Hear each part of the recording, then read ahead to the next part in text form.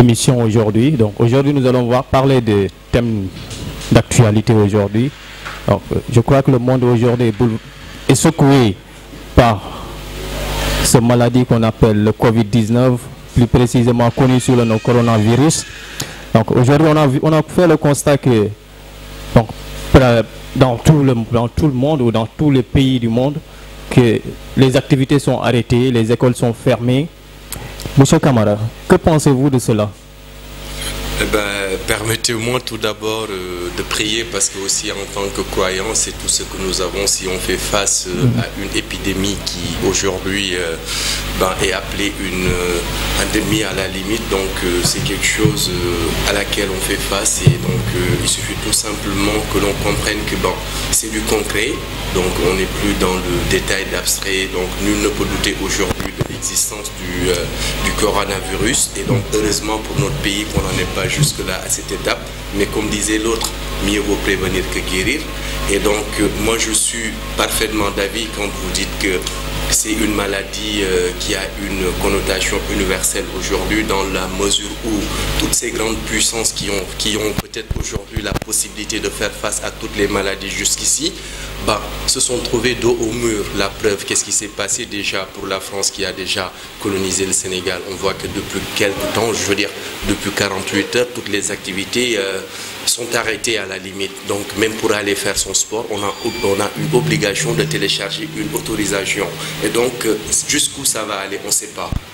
Le président Macron par exemple, il dit quoi? Il dit que on a décidé d'arrêter pour 2 semaines au minimum. On ne sait pas, parce qu'il est allé même jusqu'à parler de guerre à 6 reprises. Donc on sait quand est-ce que ça a commencé, mais jusqu'où ça va arriver, on ne sait pas. Et tout ce qu'on peut faire, comme je disais de prime abord, c'est que prier ensemble, que l'on essaie de se trouver autour de normes nous permettant peut-être de définir les biais, peut-être les tenants et les aboutissants auxquels il faut faire appel à telle enseigne que cette maladie puisse, à défaut de se stopper, mais se réduire à la moindre échelle. Je ne saurais, parce que déjà, vous l'avez dit dès l'entame, vous avez parlé de situation de fermeture d'école. Moi je ne vais pas aller très loin, je vais porter aujourd'hui ma casquette de sociologue. Oui, pas d'enseignant-chercheur, mais plutôt de sociologue. Pourquoi? Parce que la maladie quand même est un fait social. Donc si on voit aujourd'hui que même au Sénégal, là où nous sommes, bien qu'on soit loin des centaines de malades de coronavirus, mais on voit que aussi tout est arrêté, parce que c'est comme si c'était un couteau à double tranchant, mais on voit nettement que réellement toutes ces mesures qui ont été prises n'ont pas été réellement accompagnées. Peut-être je ne vais pas aller trop vite en besogne, je vous laisserai le temps de poser des questions. D'accord, comme vous l'avez dit, donc par rapport à je vais intervenir un tout petit peu par rapport à ta position sociologique, du moins, je m'excuse. Donc qu'est-ce que vous pensez de la fermeture des écoles du préscolaire jusqu'à l'université? Plus précisément, moi, je m'accentue sur la petite enfance. Et est-ce que tu crois que la fermeture des écoles, c'est une solution pour les enfants qui sont mieux à l'école qu'à la maison de nos jours, surtout dans nos localités? Que pensez-vous de cela? Vous croyez qu'ils ferment les écoles et que les enfants restent à la maison sans aussi, parfois, le contrôle de leurs parents ou la contrôle de leurs parents? Oui. Vous voyez? Oui. Est-ce qu'il ne serait pas mieux de garder les enfants à l'école ou dans les cases de tout petits, là où ils ont l'habitude d'aller durant l'année scolaire, que de fermer toutes les écoles, qu'ils retournent à la maison? Je pense que là, vous êtes enseignant, et je pense que c'est une question, peut-être, vous me faites l'honneur de me poser cette question pour que j'essaie d'apporter des éléments de réponse, pour avoir porté une casquette enseignante depuis peut-être plus de 15 ans dans ma vie. Mais il faudrait quand même prendre en considération un aspect, c'est quoi? Souvenez-vous, le président de la République, son Excellence Macky Sall, il a fait sa déclaration quand est-ce? Juste au lendemain de celle du président Emmanuel Macron, le président des Français. Je veux juste dire par là que le Sénégal est toujours une petite commune, vais-je même pas dire un petit village de la France. Déjà, moi déjà je devais retourner le 13, j'ai pas pu y aller. Pourquoi? Parce que là on dit qu'on a fermé les aéroports, vous voyez le délire. Et j'ai pas eu, honnêtement, de par mon agence, c'est moi peut-être qui vais payer mes indemnités. Combien de jours je vais rester sans travailler? jusqu'où ça peut aller, qui va nourrir ma famille. Donc c'est des choses qui sont là, mais puisque c'est pas la question, je m'en vais tout simplement vous dire. On va y venir, hein. Ben oui. Après on va y venir. Juste pour essayer de répondre très brièvement à votre question, je dirais tout simplement ceci. Fermer les écoles, ben oui, pour le cas de la France, c'est très bénéfique. Si l'on comprend la démographie et la structuration de la France. Mais au Sénégal, eh ben, moi je me dis, c'est bien beau d'essayer de réciter une même leçon que notre président dans notre pays, mais il faut contextualiser. Le Sénégal n'avait pas besoin de cela, sinon c'est déjà que les enfants, s'ils ne sont pas à l'école, eh ben, ils sont où? Ils ne sont pas dans les maisons à coup sûr, ils sont dans la rue. Sinon, peut-être ceux qui sont au moyen secondaire ou à l'université, ils sont dans les plages. Allez-y voir. Alors que, si je ne me trompe pas, on a interdit tout regroupement d'individus. Ben, il faut savoir une chose, quand on parle de regroupement d'individus, on fait allusion à quoi? Nous ne l'aurons pas. Et vous savez, j'aime bien ce proverbe anglais qui dit ceci, You can't make an omelette without breaking eggs. On ne peut pas vouloir faire des omelettes sans pouvoir se démarquer ou casser ses œufs. Il faut qu'on fasse très attention. On est quoi? On est où? Il faudrait que l'on comprenne que ces Sénégalais aujourd'hui ne sont plus ce qu'ils ont été dans le temps. Aujourd'hui, on est en train de cultiver la lumière, on est en train de sortir de l'obscurantisme. Les Sénégalais ont cette capacité de voyager par-ci, par-là, d'intervenir. Nous autres, on enseigne dans de grandes universités du monde. Donc, si l'on veut nous faire comprendre que fermer nos écoles, sacrifier au même moment, excusez-moi, je ne dirais pas que je suis apolitique, mais ce que je dis, ça n'a rien à voir avec la politique. Je vais porter aujourd'hui ma casquette de parent d'élève. Parce qu'en fait, j'ai mal. Pourquoi? Parce que je me dis, déjà les parents au Sénégal, même durant les vacances scolaires, n'ont pas cette capacité à encadrer les enfants. A fortiori, si du jour au lendemain, il y a une déclaration et que des mesures sont prises pour qu'ipso facto on ferme nos écoles. Alors, quel est ce parent qui travaille et gagne sa vie journalièrement, qui va laisser son travail pour s'occuper de ses enfants? C'est pas vous en tout cas. Vous voyez le délire. Et qu'est-ce qui risque de se passer? S'il y avait une probabilité, je donne juste à titre informatif, une probabilité de 0,2% pour que les enfants, par exemple, en soient à ce point à l'école, aujourd'hui la probabilité est beaucoup plus grandissante dès lors qu'on ferme les écoles. Au contraire, moi je me dis qu'on a voulu chanter la même chanson que Macron, mais on l'a mal chanté. Moi je dis, donc là, juste, je vais dire qu'ils ont violé donc les droits de l'enfant, tout en voulant respecter d'un côté un droit de protection, mais ils ont violé le droit à l'éducation. Le fait de les empêcher de progresser durant. Si on fait le constat, durant cette période-là, surtout cette semaine, on devait être dans des compositions. Et sur ce, ils ont annulé tout. À cause de quoi? C'est une question que je vais être envoyée. Pourquoi et à quelle position que Macky Sall a pris cette décision? Plus précisément, au moment où même il l'a pris, les élèves n'étaient plus en classe. Il faut savoir une chose, que malheureusement, dans tous ces pays africains, il y en a combien des États? Il y en a 54. Et j'ose dire que plus de 27 pays ne sont que des suiveurs. Il faut le comprendre. Essayez de revenir un tout petit peu sur les deux déclarations, et de Macron et de son Excellence Macky Sall. Vous allez voir qu'il n'y a qu'une seule petite différence. Au contraire, ce n'est même pas une différence. C'est une nuance dans la mesure où Macron nous parle de nouvel ordre, Macky Sall nous parle de 3 semaines. Je sais qu'il a voulu jouer sur les vacances scolaires de Pâques. Mais je dis bien, il faut savoir quand même faire des choses dans le but de servir. Aujourd'hui, on est dans un monde où il y a presque plus d'ignorants. Et si l'on pense que les Sénégalais n'ont pas compris le message, il est bien compris. Et moi, j'ai toujours été de ceux qui disent une chose. C'est quoi? À chaque fois que l'on prenne des mesures, il faut que ce soit des mesures qui profitent à tout le Sénégal, à tous les Sénégalaises et Sénégalais. C'est ce que nous voulons aussi. Hein? Malheureusement, il n'y a pas jusqu'ici. Au contraire, cette décision a été applaudie de partout. Et j'ai appris qu'au Sénégal, il n'y aura pas de manifestation religieuse. Je ne suis pas contre, moi.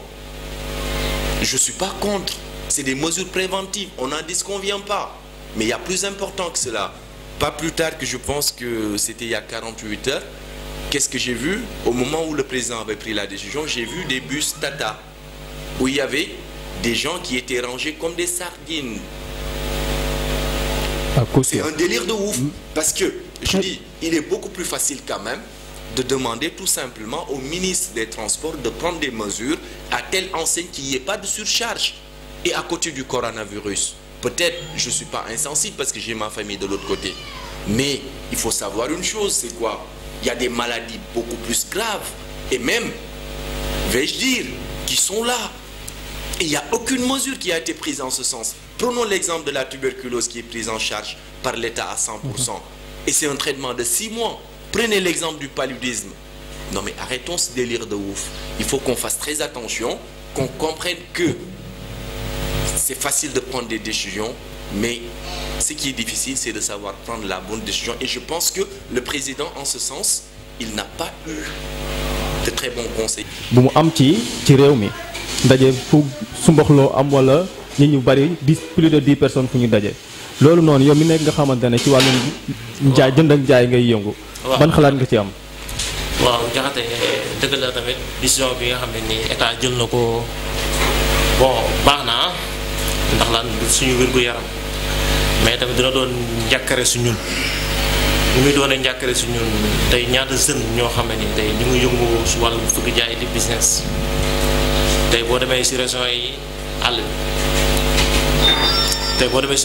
bi marché luuma yi fa nekk yëpp tëj nañ bari na tëj nañ ko tey nga ñëw tey marché Gueule-Tapée tey amul Colobane démb préfet bi yónnee na ne tey suba bu leen laal te loolu boo ko tëjee bu ñëpp si tiitaange nañ jëm beneen bi yamale da see amul lay mel tax yamale amu si tey boo tëjee Gueule-Tapée tëj ci yenn marché luuma yi ay marché Zodé ak yeneen yi bëgg a tëj Colobane mais personne waxuñu si te personne ay mbooloo ñoo fay daje. waaw loolu am na man par rapport ak li nga xam ne tey en tant que père de famille jóge ko daan maanaam li ngeen di daanee seen dool as tuut boobu ngeen di am ngeen foog ne nguur gi du leen ko xañ foofu lay waxee. non daf ñu koy xañ. daf ñu koy xañ yow man xam nga ne ban heure laay jóg. waaw foog naa yéen ñi nga xamante ne yéen ñëpp 5 heures du matin laay très jóg. bien oui vas-y. ñëw gont tant que aw ma sama soxna du lekk sama doom du lekk te loolu nga noonu ko xañ mais état bu jëlee mesures yooyu na am lu mu teg. waaw loolay problématique foofu laa doon dugg est-ce que am na lu ñu leen tegal. tegaluñu buñ tëjee marché yi wala am na leneen loo xam ne proposé nañ leen ko. tegaluñu dara. yaakaar naa ne feebar fu mu toll nii état boo leen joxul boo dindul jox leen yow duñ la jox yoon ndaw bi. li ni mel lañ doon waxtaan ak léegi Idi donc dañoo gis ne ñun tey président wu France dafa jël benn décision rek ay bés yi ci topp rek ñu gis ne suñ président de la république jël même décision yi même bu méngoowul am na ci loo xam ne moo méngoo moo ci xaw a méngoo xalaat ban xalaat nga ci am décision bu nga xam man dama jàpp ne dafa précipité dafa yàqamti. non moom président Macky bu mu xool président France loo xam ne dogal boo xam ne jël na ko mu jël ko. ndax France Sénégal bokkuñu. te aussi dañu naan fii ñu ci bari bay borom xam-xam yu mel ni monsieur Camara.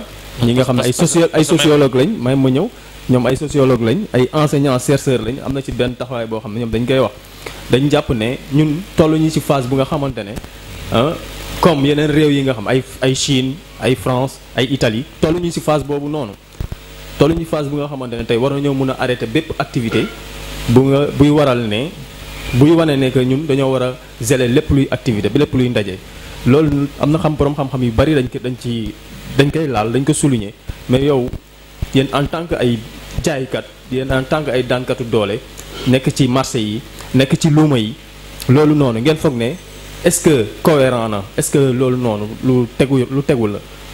non tegul lañu wax dëgg tegul mais tey boo arrêté marché luuma nga ne marché luuma bu mu am mais bàyyil maquette. daa mel ne maquette yi ñoo ngi dox ba léegi de. non maquette doxatul. te dëgg yàlla doxatul. daa am ñi nga xam ne dañ leen fa yóbbu pour ñu tere leen ngeen di def seen liggéey wala. non yóbbuñu fa kenn. mais daa mel gis naa ne que ñii ñoo ngi yëngu ba léegi boo demee marché Thiaroye par exemple ci maquette bi. non maquette nit ñi ngi yëngu ba tey. parce que maquette bu njëkk ba ak maquette bi bokkatul. lu waral loolu xamul tax lu waral loolu. maquette bu njëkk ba amoon na saltel tey maquette boo demee di nga fa fekk tôlier bi. di nga fa fekk menuisier bi. di nga fa fekk mécanicien bi. di nga fa fekk électricien bi. ña fa nekk ñëpp bëgg lu ñu yóbbu seen kër moo tax ñu nekk fa. ñoom ñëpp tôlier bi par exemple kooku dafay ñëw teg ay machine am di liggéey foofu wala. lu muy def c'est que Sénégal lépp dara doxatul. tôlier doxatul. da nga may expliquer tuuti ma xam lan moo tax tôlier bi di dem ci marché bi foofu dafa am place bu muy liggéey pour def. non tôlier boo gisee tôlier bi dafay ñëw di business. di business par exemple tey amul lu liggéey. waaw tey mi ngi ñëw yor portable di jaay. ah ok. kon dañuy def seen petit commerce quoi. si yaa may dégg bu baax. très bien menuisier boo amul jaxate bu ñëw dafa defar ma lal. day ñëw yor tubéyam wala ma yor portable di jaay. mais loolu lépp tey ak ci contexte bi nga xam ne ci lañ nekk. nga foog ne loolu dina ñoom luñ bëgg ñoom est-ce que dinañ ko fa am. ci contexte bi nga nekk bu ñu nekk bi nga xam ne tey feebar bi dafa lëmbee dëkk bi ba àdduna wërngal këpp gouvernement yi fi nekk yëpp dañ ne ñoom daje ci boppam lañ bëggut a gis yenn ndaje yu bari est-ce que ñoom loolu nañ ci gis seen bopp. non bu ma la nëbbul jaxate bu ñu waxante dëgg ba feebar bu dugg see amagul doole noonu Sénégal sax. mais képp koo xam ne bis nga yaa ngi koy yëg. yaa ngi dégg yaa ngi koy yëg mi ngi métti parce que léegi marché gisatoo kenn nit ñi génnatuñ. en tant que père de famille aussi damay ñëw ci tout tànk yi yéen ñi nga xam ne da ngeen di bàyyi seen njaboot yi ñuy dem kër ga ñuy dem école ñu daan dem école ñu jékki-jékki xëy benn jour rek ñu tëjee ñu école yépp ne nañ benn xal bu ci bëggatuñoo gis école bu tijji fii ak fii ba le 6 fii ak ay fukki fan ak juróom su ma juumul loolu la état bi décrété est-ce que loolu nga foog ne loolu lu baax la. waaw mais man de dama ko jàpp c'est normal. tey boo xoolee ba mu duggee Mbàkke xaw ma Jurbel benn élève la fa dalaat ñaari élève mais état lépp loo xam ne responsabilité la def na ko. te dañ ne booy xool def na responsabilité am loolu nga foog. waaw xamul tax bu jëloon ay responsabilité am di nga foog ne feebar bi. waaw may ma xamul tax dina egg Mbàkke dina egg Touba. ah loolu nga foog. waaw mais xam nga corona buy ñëw. buy ñëw doo ko yaakaare yow man mii du wax ak yow nii ñu ngi jàkkaarloo mais xamoo dafa am naa ko. boo ko amee ñu génne la fi de. yaa ngi dégg. mais yow dafa xamoo dafa am nga ko dañu wax dëgg rek. non man moom je suis sans may ma rek xaaral waajur bi. ok waajur bi moo war a jël responsabilité si doomam xam nga naka la koy jëlee. instant yi waajur yu bari dañuy jàpp ne seen i doom si vacances lañ nekk wala école tëj na tey boo génnee si mbedd bi nii xale bu nekk yaa ngi gis mbedd bi. mais yow très bien yow ngoon tey dañoo jàpp ne ñoom président de la république ba muy jël décision bi moom dafa jàpp ne tey xale yi génn ci école yi dellu seen biir kër yi ci la ñuy gën a protégé wu. mais yow tey ba ngay ñëw léegi-léegi ba ñu ñëw ci yoon ñaata xale lañu romb. nañ nekk si mbedd bi. ñu nekk ci mbedd est-ce que ñooñu noonu bu ñu eggee dinañ respecté yenn mesures yi ba sa biir kër yow tey. say doom est-ce que dinañ ko respecté. non xam nga temps bu njëkk ba amatul. xamul tax amatul temps bu njëkk ba da ngay dajale say doom di leen jox ay cours léegi jamono métti na benn méttuwaay boo xam ne nii yow sa doom xam nga la nga am si moom boo xëyee suba sang ko solo ko yére mu dem jàngi même léegi wax waajur bi sax doomam bu wàccee guddi sax dootu ko contrôler ay leçons. ak ça monsieur Camara, je vais revenir un tout petit peu sur vous donc comme l'a dit tantôt monsieur Seck Badara je parlais avec lui tout de suite je crois que vous m'avez bien entendu ci wàllum xale yi donc ci nu ñu leen war a téye nguur gi ñoom ba ñuy jël yenn mesures dañoo foog ne xale yi ils seront protégés mieux à la maison qu'à l'école alors qu'on fait le constat qu'aujourd'hui donc tous les enfants qui ne sont plus à l'école ils sont dehors ils sont en train de jouer par contre si on fait référence juste aux enfants talibés aujourd'hui croyez qu'ils sont bien protégés contre cette maladie? En fait, je pense avoir répondu brièvement à cette question bien avant même que vous me la posiez. Oui. Pourquoi? Parce que déjà, je pense l'avoir dit de prime abord quand je disais tout simplement que il faut savoir que le contexte, il est très important dans toute communication. Si l'on ne sait pas contextualiser, on fausse le tout en général. Je me répète, peut-être certainement vous ne m'aviez pas suivi, mais je pense que quand vous auriez la vidéo, vous aurez compris. Je veux juste dire par là que la mesure, elle est prise normalement par l'Occident. Pourquoi? Parce qu'en Occident, déjà, à part ceux qui ont le privilège, et puis c'est pas tout le monde, d'avoir une maison individuelle, et les maisons individuelles, c'est pas à Paris que vous allez les trouver, mais c'est dans les campagnes. À part ceux qui vivent dans les maisons individuelles, ils sont tous en appartement. Vous pouvez vivre à côté avec quelqu'un 10 ans durant, vous pouvez même pas savoir s'il est de nationalité française ou africaine. Je crois que vous savez ça, vous savez bien donc ce qui se passe dans le monde, vous qui faites le tour du monde. Et c'est la raison pour laquelle moi je m'en vais aujourd'hui dire une chose, c'est quoi? S'il y a des mesures, c'est pas parce que la France a fait recours à cette, je dirais bien, décision que le Sénégal devait avoir la même attitude. Parce qu'en France aujourd'hui, mais allez-y voir, mais il n'y a personne sur la Tour Eiffel. Allez voir toutes les places qui étaient tout le temps surchargées à la limite, il n'y a personne. Et chacun respecte les normes. Pourquoi? Parce qu'il y a des pénalités qui vont de 30 à 150 € à la limite. Et c'est des gens qui vont payer après. J'ai entendu dire même jusqu'à fermeture de prison. Hein. Non mais je dis, c'est bien possible. C'est bien possible, même si je n'ai pas entendu ce message et je n'ose pas dire une chose que je ne maîtrise pas, mais je sais qu'entre 38 et 130 € et qui sont payables, déductibles, automatiquement. Vous voyez le délire? Mais au Sénégal, par exemple, vous demandez aux enfants de ne pas être à l'école, mais déjà dans les maisons, il n'y a même pas assez d'espace. On est où? On est à Thiaroye, non? Allez-y voir combien de gens on a dans une petite maison de 2 chambres, salon. Vous pouvez voir 20 personnes. Pour ne pas exagérer, je vais dire 10. Et c'était l'occasion aux enfants, quand ils partaient à l'école, d'autres allaient passer la nuit peut-être. Excusez-moi, mais c'est juste, en tant que sociologue, je vais devoir quand même me prononcer sur une question, parce que c'est une obligation à laquelle nous autres, on est assujettis. Parce que comme disait l'autre, qui dit rien consent. Et il faut savoir, je pense vous avoir entendu tout à l'heure, quand vous interpellez M. Seck par rapport à la question. En France, par exemple, mais il y a 45 milliards d'euros qui ont été déployés par l'État, par le gouvernement, pour aider ceux qui aujourd'hui ne vont pas aller au travail, ceux qui gagnent leur vie à la sueur de leur front. Et en lieu et place, qu'est-ce qui s'est passé pour les petites et moyennes entreprises, PMI et PME, industrie aussi? Qu'est-ce qui s'est passé? Il y a une enveloppe de 300 milliards qui est là. Et aujourd'hui, l'État français va aller jusqu'à nationaliser ces PME et PMI. Et qu'est-ce qui se passe? Ces PME et PMI ne vont pas payer la location, ne vont pas payer le gaz, encore moins l'eau ou l'électricité. Et même pour ces prêts qui ont été pris, l'État a pris des mesures pour que les banques ne les enquiquinent pas. Au moment où les avions de Air France sont là, au moment où Renault est là, mais l'État a pris des mesures pour les accompagner. Il disait tantôt que, qu'est-ce qui leur a été donné? Rien du tout. Vous me demandez de ne pas aller travailler. En lieu et place, vous me proposez rien. Et qu'est-ce qui s'est passé aux États-Unis? Même si le président Trump a feigné de ne pas voir les choses en réalité, quand de jour en jour, mais il a parlé d'une enveloppe de 1000 milliards de dollars pour supporter l'économie. Parce que ce qu'il faut savoir aujourd'hui, c'est quoi? On va en arriver à coup sûr, moi je le dis, je prédis bien, parce qu'en tant que croyant, je ne vais pas me prononcer sur l'invisible ou l'inconnaissable, mais c'est une relation de cause à effet. C'est-à-dire, si aujourd'hui, on arrive, j'ai entendu le ministre du Commerce sénégalais dire qu'on a assez de stock. Je suis désolé de vous le dire, mais ce n'est pas vrai. Pourquoi? Parce que, déjà, on est combien au Sénégal, dit-on? 16 millions d'habitants. 15 à 16 millions d'habitants. Oui. Eh bien, les réserves sont où? Au Sénégal, qu'est-ce qu'on produit concrètement? Je vous repose la question. Tout simplement, du riz. Oui. Heureusement. Est-ce qu'on a assez de riz? On ne dit que d'autosuffisance en riz, alors qu'on importe de riz. C'est là où je voulais en venir. Oui. C'est là où je voulais en venir.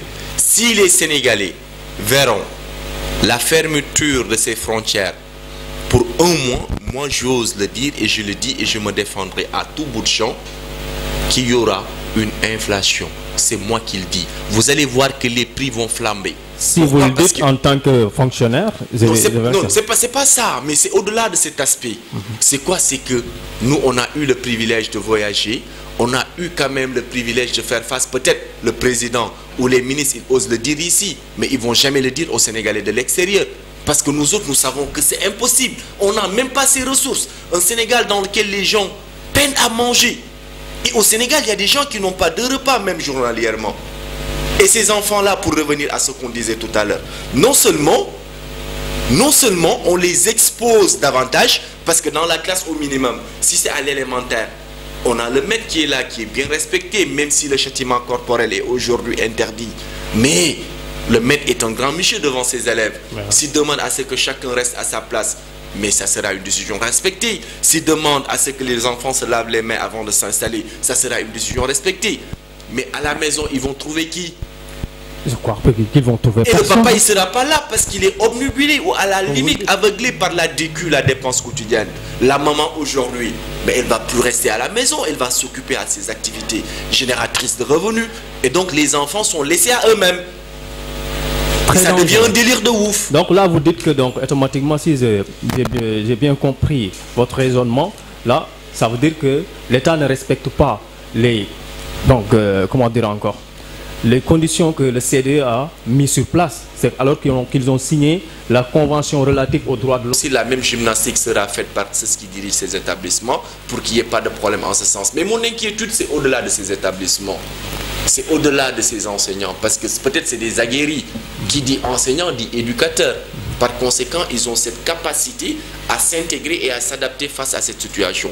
Mais là où le bas blesse, c'est que les mesures n'ont pas été, excusez-moi du terme, collectives. Et il faudrait qu'on remédie à cette situation. Et j'en profite pour lancer un appel, pas au ministre de la Santé et de l'Action sociale, pas au Premier ministre, mais au président de la République lui-même.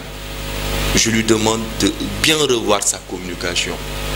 Je l'invite. C'est très important aussi. Je l'invite cependant à avoir pitié davantage de nous autres pauvres Sénégalais. Pourquoi? Parce qu'aujourd'hui, moi, je suis convaincu d'une chose. Il n'y a pas un de ces enfants qui n'a pas le privilège, au moment où je vous parle, peu importe là où il se trouve, de suivre ces cours parce que c'est des cours qui se font en ligne en Occident.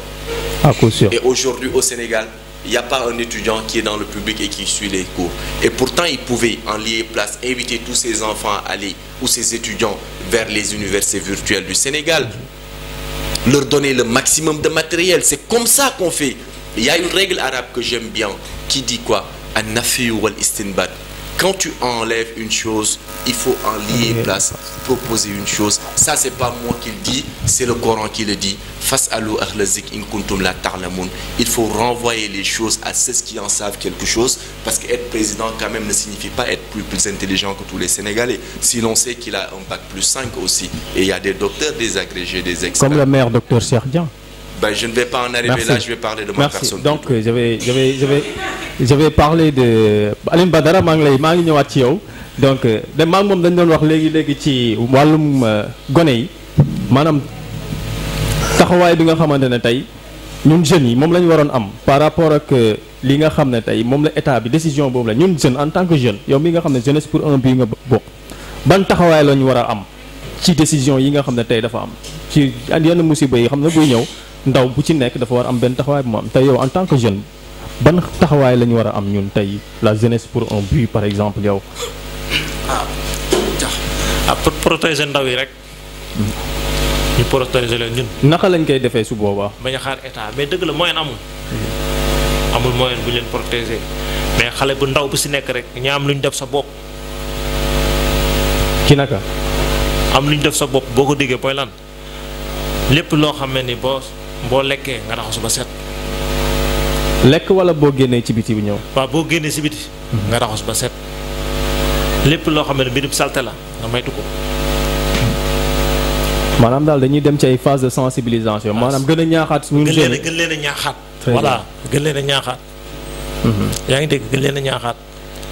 mais ci marché yi yow mi nga xam da ngay dugg ci marché yi di dugg ko génn en tant que ndaw ci biir marché yi est-ce que bien vrai que tey bu ñu leen xañee yenn yi il faut di nga gis boo jaar gis benn groupement de jeunes boo xamante dañuy yor seen i bagage dugg ci maquette bi wala ñu xool nañu taxawaaloo ci télé bi mais loolu ci biir loolu nga foog ne yéen seen biir yéen ñi nga xam ne yéen business doo leen dawal sensibilisation bi seen biir est-ce que loolu yéen a ngi koy def. non ñun moom gis nga liggéey bi ñuy yëngu ñun commencé nañ kaa saltel ba pare si naka nañ ko commencé saltel tey bu fekkee am nga taxaw seetlu yaa ngi commencé gis si internet bi si WhatsApp bi ñuy commencé dugal ay balu fëgg jaay naan bali siin la jógee. waaw ñoo ngi leen di rey de. ñoo ngi leen di yàqal de. naan yi ñu feebaroon ñoo ko doon sol ngir bëgg kaa dugal si réew mi. surtout yéen ñi nga xam ne ñi nga xam dañuy jëndaat ay bal di ko dugal ci réew mi mais loolu mbir la non ñu koy def ñëpp dañuy salteel tey Sénégal fii boo xoolee ñëpp fëgg jaay dañuy sol. précisément man li ma sol ni fëgg jaay la moom lañ sol. yaa ngi dégg xanaa soxna si waaw mais tubéy bu mu sol boo xoolee fëgg jaay la man li ma sol ba suuf lépp fëgg jaay la comprendre loolu boo ko génnee si réew bi mu tumuranke mais loolu mbir la ah. kon tey jii nii loolu dafa am ba ñuy beneen bu stop tey ñun ñëpp dañuy dem si ay conteneur di jënd bagage yaa ngi dégg dañuy dem si ay conteneur bu génn dañuy dem yaa ngi dégg fëgg jaay fa lay jógee bitim réew lay jógee te lépp boole ko nañ ko kon yéen fan ngeen jublu yéen en tant que jeune fan ngeen di jublu bu loolu noonu bu ñu ko stoppé yéen ban taxawaay ngeen war a am man dama doon wax sànq que ni donc tey buñ bloqué loolu noonu par rapport à la sensibilisation bu nga xam ne war ngeen ko mën a am seen biir après dinañ ñëw ci loolu ngay wax parce que loolu c'est très important tey bu ñu leen xañee ci li nga xam ne moom ngeen doon daanee seen doole di leen di stigmatiser wala di wax ni kat lii nii fii lay jóge dëgg la parce que dayoo feebar bi moo tax mais en tant que ndaw man sensibilisation ba ban kàddu ngeen war a tenir yéen tey ba nga xamante ne tey da ngeen mën a sàmmante seen biir parce que affaire lu ñu mën a wax aussi dañ na feebar bi c'est très donc c'est viral aussi ci ay nooy ak ay sëqat ak ay nuyoog ci yooyu noonu lay jaar tey sensibilisation ban sensibilisation ngeen war a mën a tenir naka ngeen mën a sàmmante seen biir. non jaxate fii moom kenn ku nekk boo xëyee rek yaa ngi déglu rajo wala ngay seetaan télé. mais am na ñoo xam ne ay kànkër lañ de. yaa ngi dégg xel yi doxul de. fii kenn du dem si morom kenn magum jëmm parce que boo xoolee business ñu koy def ñëpp ay magum jëmm lañ kenn ku nekk dem si morom naa ko defal lii defal laa. mais am na ñoo xam ne ba je vais employer un terme damay employer benn terme boo xamante ne moom mooy jaay perek dafa bëri ay jaay perek ci marché bi.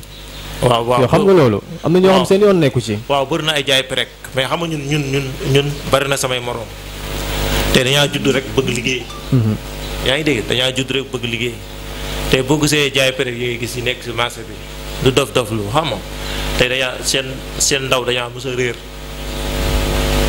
bëgg a dem ba nekk mag soo ko bëgg liggéey wala yàlla def nga amoon sa am demewul noonu nga dem ba sa am wàcc kooku yow sa xalaat du nekk leen lu dul maquette boo demee ñoom ñoo fa bari ñooñu nag pour ñu way du bari. mais nag day baax yéen ñi nga xam ne tey am ngeen benn c'est-à-dire am ngeen benn savoir vivre bi yéen ñi nekk ak ñoom day baax aussi que ngeen di sàmmante seen biir di sensibilisante. non loolu am na fa. waaw loolu moom dëgg yàlla am na fa. ak naka ngeen koy defee yéen. loolu am nañ fa. ci naka. gars yi taxawal nañ fa mouvement boo xam ne nii te teg nañ loo xam ne nii képp ku def lu yoon dañ lay teg si yoon yaa ngi dégg xam naa ñooñu sax bis dina ñëw fii nga dalal leen. incha allah bu ñu ñëwee rek la porte est ouverte.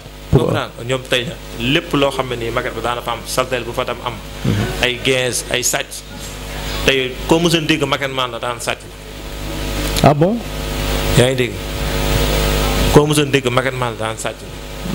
mais tey maquette man yi fa nekk dañoo bàyyi soxna bàyyi kër wax naa la ko sànq. bàyyi lu bari. ak ça loolu noonu damay ñëwaat tuuti de formuler waat sama question. mais foo dem nag di nga fa gis ñu baax xam nga di nga fa gis ñu bon. waaw da cee am solo surtout yéen ñeen ñi nga xamante ne comme ni nga ko waxee dañoo am ay soxna am njaboot mais njaboot googu ñuy bàyyi kër ga est-ce que ñoo ngi leen di sàmm ñoo ngi leen di bàyyi xel parce que tamit boo bàyyi sa doom kër ga boo fay génn faa nga wax ak yaayam. non man certes ay jeune ngeen ay ndaw ngeen ndaw gu am njabar foog naa war na mën a am benn taxawaay boo xam ne dafay am. non man moom xaw ma keneen nag. waaw mais sama njaboot ñu ngi leen di sàmm. dëgg yàlla heure bu ma ñëwee indi bagage damay xool loo xam ne moo dàq si bagage nga dina jox sama doom mu soow. moytu jox leen loo xam ne dafa am contact de coronavirus. yaa ngi dégg. biir la de. non fan yi moom affaire yi moom mooy loolu doxatul. dañu wax dëgg rek affaire yi moom doxatul. parce que nit ñaa ngi commencé di ñaaw. du ñëw xel fan yi moom boo bëggee dëgg-dëgg doxatul. ak tey Badara dëkk bi dafa doy war te xale yi dañoo am ak yelleef sànq maa ngi ko doon wax le docteur en sociologie monsieur Idrissa Camara maa ngi moom am na lu ñu si jot a wax. tey nguur yi da suñu état bi dafa jël décision boo xamante ne tey dama jàpp ne dafa copier sànq wax naa la ko suma question bu ma njëkk a posé dama jàpp ne man bokk c'est une question boo xam ne genre question laa lay posé dama jàpp ne dafa copier trop France est-ce que ñu nag waa France benn lañ bu ñu méngalee suñuy mbir. non du ñu benn bokkuñu parce que am na ñu naan Macron mooy professeur Macky Sall. waaw ba tax na léegi mu bëgg leen lor yéen en tant que jeunes yuy liggéey. mais man moom décision bi mu jël man d'accord naa si. waaw rafet na trop bu dee day sàmm. man d'accord naa si. mais bëri na ñoo xam ne nanguwuñu ko ay intellectuels de haut niveau nee nañ dafa ñu ngi ko jëlee dafa at parce que sànq wax naa la ne ñun nekkuñu ci phase bi nga xamante ne tey ba war nañoo jël yenn décisions yi est-ce que nekk ni toll nañ ci phase boobu noonu tey Chine boo fa demee ñaata nit a fa am coronavirus nga dem France Italie seen taux xam nga ñun dépassé nañ ko ñun est-ce que ñoom dépassé ñun ñoo ñu ëppale ay cas. ñun Sénégal 27 cas la ñu am xam nga 29 cas fu mu toll nii. 31 hier. non 31. gis nga affaire day xëy di gën a yokk. mais aussi nga foog ne yow en tant que jeune. ban discours nga war a tenir yow par exemple ban discours la jeunesse bi war a tenir man foofu laa bëgg nga ñu accenté wu dama bëgg benn discours boo xam ne jeunesse bi dañ koy tenirandoo. di xàccandoo di tiirandoo jeunesse bi man bëgguma ñu xaar état. très bien loolu laay xaar. taxawaay boobu noonu laa bëgg ñu am ko bëgguma ñu xaar état. bëgg ñu xaar ministre ba bëgg moo ñu xaar monsieur le maire bëgg moo nañ jël maire yooyu ngay wax dama gis ne tey collectivité locale boo dem maire yi ñoo ngi topp di xool naka la ñuy xeexee coronavirus. waaw mais maire yooyu est-ce que dugg nañ si biir askan bi. mais ñoo ngi jël est-ce que dugg nañ fi man gisuma. waaw dëgg yàlla man gisuma de. maire bi nga xam ne ni dugg na si biir kër yi. man de démb gis naa benn maire boo xamante ne démb dajale na ak ay yenn acteurs de première ligne yi. mais du fii de. Jide Caaroy ko am na ko. ñun de gisuñu ko. ah bon. waaw xam naa di ngeen ci jëm ci kanam tuuti. dëgg yàlla yow wax naa la ko. waxtaan nañ si. mais ñu def gisuñu ko. à coup sûr mais yàlla baax na amaana ñoom dinañ jël seen i matuwaay ba mu mat sëkk. nañu wax ne dëgg taalibe yaa ngi fii di traîner. très bien taalibe yooyu. taalibe yaa ngi fi di traîner am bagaay noonu. mais état ba mu nguur bu demee ba jël benn mbir daa war a bàyyi xam tamit les enfants talibé dafa war a bàyyi xale yi talibé yi tamit xel mais dama jàpp ne bàyyiwuñu leen xel ci yenn yi. non état moom dafa yàgg bu bëggee dëgg-dëgg bis boo amee taxaw seetlu état dafa yàgg sofantal daara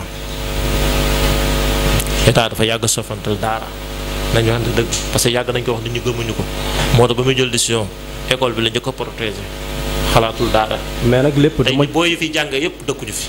am foog ma jàpp ne ñoom ñëpp la tënk ñëpp la ci boole. ñëpp la war a tënk mais est-ce que nu mu berelee école yi loxo noonu la boolee mbir yi donc waa daara itam noonu lañ leen tenir est-ce que c'est la même chose. non te ñu leen bokkul parce que ba tey booy yaa ngi si mbedd mi di yalwaan booy bu fi indiwul 500 francs wala indiwul 300 ñu dóor la barki démb xam waa barki démb yaa ngi dégg fële Linguère sëriñu daara bu fa rey benn at moodu bant la ko dóor si bopp. loolu mbir la de. yaa ngi dégg. loolu mbir la de maa ngi koy dóor yëpp yaa ngoogu tey boo demee fii Gunaas booy fay Gunaas am na benn daara fa nekk booy fay jàng yëpp dëkkuñu fa ay Guinée Bissau nañ dëkk. très dangereux te loolu état xam na ko.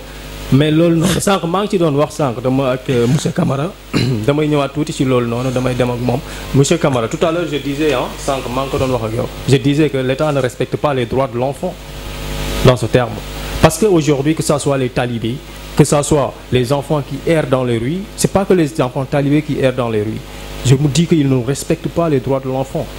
Il y a d'autres organismes qui essaient de faire quelque chose mais pas l'État en réalité s'il appliquait les mesures drastiques.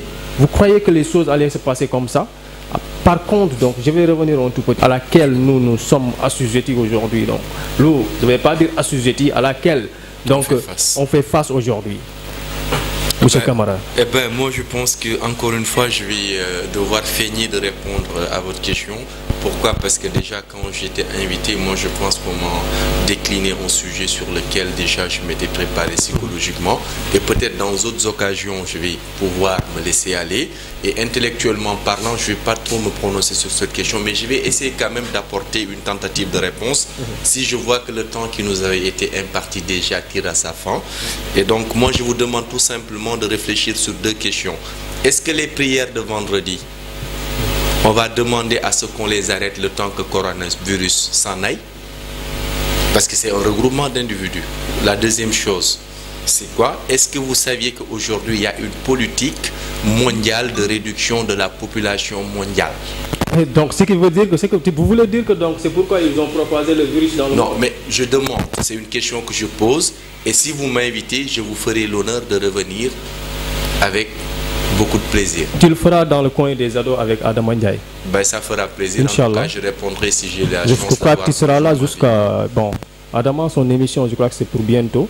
Tu le feras, Inch'Allah, avec lui ici. Espérons bien que le coronavirus nous laisse en vie aussi. Oui, Inch'Allah. Merci beaucoup. Ça a été un plaisir, c'est moi qui vous remercie. Merci beaucoup, M. Camara. Jërëjëf Aline Badara. L'émission jeex na maa ngi leen di jaajëfal seen internaute yu ATV ak ambassadeurs yi donc je vous remercie.